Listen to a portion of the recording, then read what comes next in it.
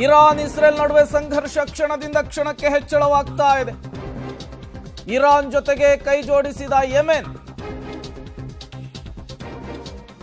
Israel ಮೇಲೆ ಕ್ಷಿಪಣಿ ದಾಳಿಯನ್ನು ನಡೆಸಿದ ಹೌತಿಗಳು ಎಲ್ಲರೂ ಕೂಡ ಒಟ್ಟಾಗಿರೋದು ಗೊತ್ತಾಗ್ತಾ ಇದೆ.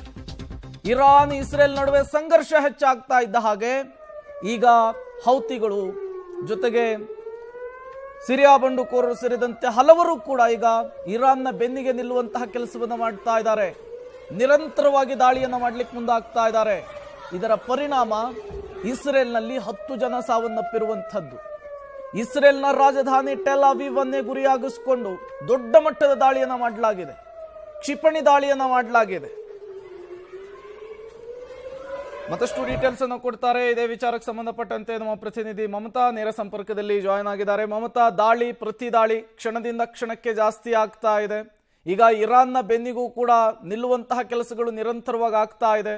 ಸೊ ಎಲ್ಲ ಬೆಳವಣಿಗೆಗಳು ಈ ಎರಡು ದೇಶದ ನಡುವಿನ ಸಂಘರ್ಷವನ್ನ ಎಲ್ಲಿಗೆ ಹೋಗಿ ನಿಲ್ಲಿಸಬಹುದು ಅಂತ ಹೇಳಿ ಸದ್ಯಕ್ಕಂತೂ ಬೆಳವಣಿಗೆ ನೋಡ್ತಾ ಇದ್ರೆ ವಿಷಮ ಸ್ಥಿತಿಗೆ ತಲುಪುವಂತಹ ಸಾಧ್ಯತೆ ಕಾಣಿಸ್ತಾ ಇದೆ. ಒಂದ್ ಕಡೆಗೆ ಇಸ್ರೇಲ್ಗೆ ರಕ್ಷಾ ಕವಚವಾಗಿ ಅಮೆರಿಕ ಬಂದು ನಿಂತ್ಕೊಳ್ತಾ ಇದೆ. ಅಮೆರಿಕದ ಪೊಸಿಷನ್ ಇಸ್ರೇಲ್ ವಿಚಾರದಲ್ಲಿ, ಇಸ್ರೇಲ್ ಜೊತೆ ಯಾರೇ ಫೈಟ್ ಮಾಡೋದಕ್ಕೆ ಬಂದ್ರು ಕೂಡ ಕ್ಲಿಯರ್ ಇದೆ.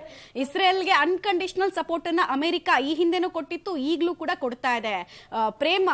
ಟಿಪಿಕಲಿ ಮಿಡಲ್ ಈಸ್ಟ್, ಮಧ್ಯಪ್ರಾಚ್ಯದ ರಾಷ್ಟ್ರಗಳಿದೆಯಲ್ಲ, ಇದರಲ್ಲಿ ಯಾವಾಗ್ಲೂ ಅಮೆರಿಕದ ಆರ್ಮಿಯ ಪ್ರೆಸೆನ್ಸ್ ಇರುತ್ತೆ. ಒಂದು 30,000ದಷ್ಟು ಅಮೆರಿಕನ್ ಟ್ರೂಪ್ಸ್, ಸೋಲ್ಜರ್ಸ್ ಏನಿರ್ತಾರೆ ಅವರು ಅಲ್ಲಿ ಇದ್ದೇ ಇರ್ತಾರೆ. ಈಗ ಹೆಚ್ಚಿನ ಪ್ರಮಾಣದಲ್ಲಿ ಅಮೆರಿಕ ತನ್ನ ಯೋಧರನ್ನ ಮಿಡಲ್ ಈಸ್ಟ್ ಕಡೆಗೆ ಮೂವ್ ಮಾಡಿಸ್ತಾ ಇದೆ.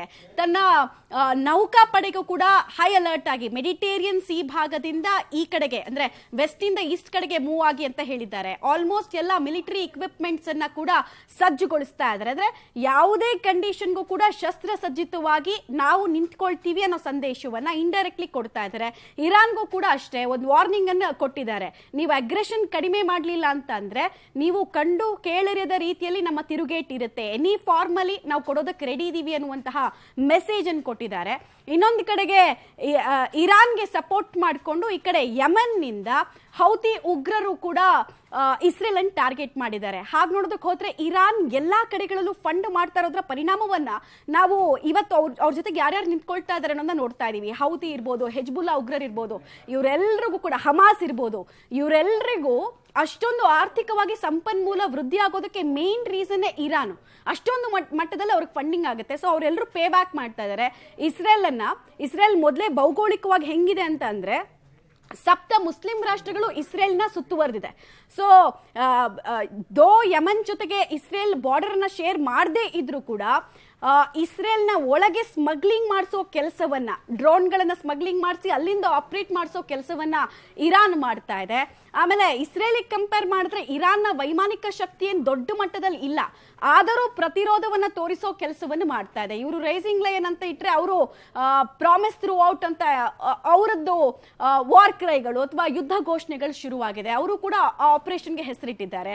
ಇನ್ನೊಂದು ಕಡೆಗೆ ಅಮೆರಿಕ ಇದರಲ್ಲಿ ಅಟ್ಲೀಸ್ಟ್ ಸಂಧಾನಕಾರನಾಗಿ ಪ್ರಯತ್ನ ಪಡುತ್ತಾ ಅಂತ ನೋಡಿದ್ರೆ ಅದಕ್ಕೂ ನಮಗೆ ನಾವು ಒಪ್ಪೋದಿಲ್ಲ ಅಂತ ಇರಾನ್ ಅವರು ಹಿಂದೆ ಹೋಗಿದ್ದಾರೆ. ಎಲ್ಲ ಅಂದುಕೊಂಡಂತೆ ಆಗಿದ್ರೆ ಇವತ್ತು ಒಮಾನ್ ನಲ್ಲಿ ಈ ನ್ಯೂಕ್ಲಿಯರ್ ಟಾಕ್ಸ್ ಇರಬೇಕಾಗಿತ್ತು.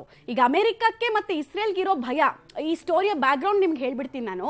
ಅಮೆರಿಕ ಮತ್ತು ಇಸ್ರೇಲ್ಗೆ ಇರುವಂತಹ ಭಯ, ಇರಾನ್ ಈ ಅಣುಬಾಂಬ್ ತಯಾರಿಕಾ ಶಕ್ತಿ ರಾಷ್ಟ್ರವಾಗಿ ಬೆಳಿಬಾರ್ದು, ಒಂದು ಅಣುಬಾಂಬ್ ಇರುವಂತಹ ರಾಷ್ಟ್ರವಾಗಿ ಹೊರಹೊಮ್ಮಬಾರ್ದು ಅನ್ನೋದು ಒಂದು ಭಯ. ಈ ಭಯಕ್ಕೆ ಅವರಿಗೆ ಒಂದು ಸ್ಯಾಂಕ್ಷನ್ ಅನ್ನ ಹಾಕೋ ಕೆಲಸವನ್ನ ಕೂಡ ಮಾಡ್ತಾ ಇದ್ದಾರೆ. ಅಂದ್ರೆ ನಿಮ್ ಜೊತೆಗೆ ಯಾವುದೇ ಟ್ರೇಡ್ ವ್ಯವಹಾರ ನಾವು ಮಾಡಲ್ಲ ನೀವು ಅಣುಬಾಂಬ್ ಅನ್ನ ಉತ್ಪಾದನೆ ಮಾಡಿದ್ರೆ ಅಂತ. ಇಸ್ರೇಲು ಅಷ್ಟೇನೆ, ಇಸ್ರೇಲ್ ಯಾವುದೇ ಕಾರಣಕ್ಕೂ ತನ್ನ ವೈರಿ ರಾಷ್ಟ್ರಗಳ ಹತ್ರ ಅಣುಬಾಂಬ್ ತಯಾರಿಕಾ ಶಕ್ತಿ ಇರಬಾರ್ದು ಅನ್ನೋದು, ಇದೇ ಕಾರಣಕ್ಕೆ ಇಲ್ಲಿ ಯುದ್ಧ ಆಗ್ತಾ ಇರೋದು. ಹಂಗ್ ನೋಡೋದಕ್ಕೆ ಹೋದ್ರೆ ಇಸ್ರೇಲ್ ಹತ್ರ 309 ಅಣುಬಾಂಬ್ಗಳಿದೆ. ಇವ್ರು ಇಟ್ಕೊಳ್ಬಹುದು, ಬಟ್ ಅವ್ರು ಇಟ್ಕೊಳ್ಳೋದಕ್ಕೆ ನಾವು ಬಿಡಲ್ಲ ಅಂತ. ಇರಾನ್ ಪಾಪ 1970s ಇಂದ ಪ್ರಾಬಬ್ಲಿ 1970s ಇಂದ 2025 ತನಕ ಈ ಅಣುಬಾಂಬ್ ತಯಾರಿ ಮಾಡಬೇಕು ಅಂತ ಪ್ರಯತ್ನ ಪಟ್ಟಿದ್ದು, ಬಟ್ ಇಲ್ಲಿ ತನಕ ಅದು ಪಾಸ್ ಆಗಿಲ್ಲ. ಇದು ಸ್ಟೋರಿಯ ಬ್ಯಾಕ್ ಡ್ರಾಪ್. ಪ್ರೇಮ್, ಓಕೆ ಹಾಗೆ ಸಂಪರ್ಕದಲ್ಲಿರಿ ಮಮತಾ, ಮತ್ತಷ್ಟು ಅಪ್ಡೇಟ್ಸ್ ಅನ್ನ ಪಡಿತಾ ಹೋಗ್ತೀನಿ. ಇದೇ ವಿಚಾರಕ್ಕೆ ಸಂಬಂಧಪಟ್ಟಂತೆ ಮತ್ತಷ್ಟು ಡೀಟೇಲ್ಸ್ ಕೂಡ ಲಭ್ಯವಾಗ್ತಾ ಇದೆ. ಈಗ ಖಮೇನಿ ವಿರುದ್ಧವೂ ಕೂಡ ಇರಾನ್ನ ಒಳಗೇನೆ ದೊಡ್ಡ ಮಟ್ಟದ ಅಸಮಾಧಾನ ಇದೆ.